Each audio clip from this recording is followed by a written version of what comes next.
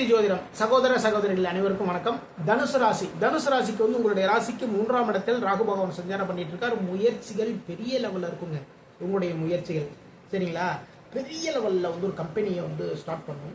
அதே மாதிரி பார்த்தீங்கன்னா ஒரு வேலையில் இருந்தீங்கன்னா இந்த மாசத்துல, அதாவது அது தினசரி கூலிக்கு வந்து வேலைக்கு போனாலும் சரிதாங்க, இந்த வாரத்துல இந்த மாசத்துல பெரிய லெவலில் சம்பாதிக்கணும். பெரிய பெரிய திட்டங்கள் எல்லாமே வந்து உங்களுக்கு வரும்.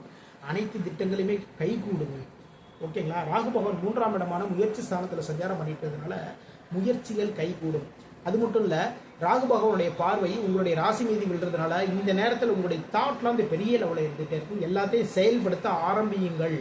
செயல்படுத்த நீங்கள் ஆரம்பிச்சிங்க அப்படின்னா அந்த செயல்பாடுகள் பெரிய லெவலில் முன்னேற்றத்தை கொடுக்கும்.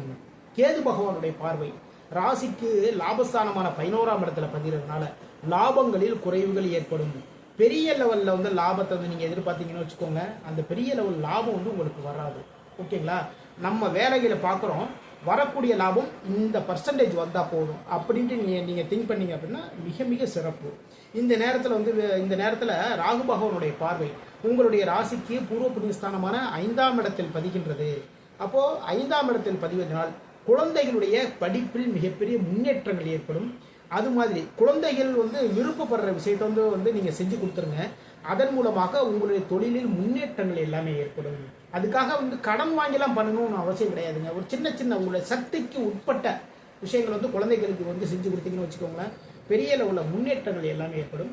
கேது பகவானுடைய பார்வையை லாபஸ்தானமான 11ஆம் இடத்துல பதிகிறதுனால உங்களுடைய மூத்த சகோதரர்கிட்ட இருக்கக்கூடிய நெருக்கங்கள் எல்லாமே குறையும். இந்த நேரத்தில் கொஞ்சம் விட்டு கொடுத்து போனீங்கன்னா எல்லாமே நல்லபடியாக நடக்கும். விநாயகர் பெருமானுக்கு அருகம்புல் மாலை கட்டி போடுங்க. மீண்டும் அடுத்த பதிவில் சந்திப்போம். நம்முடைய ஸ்ரீநிதி ஜோதிடம் சேனலை லைக் பண்ணுங்க, ஷேர் பண்ணுங்க, சப்ஸ்கிரைப் பண்ணுங்க. நான் உங்கள் ஜோதிடர் திருச்சேரை KP ராஜா மகேஷ். வாழ்க வளமுடன், வாழ்க நலமுடன்.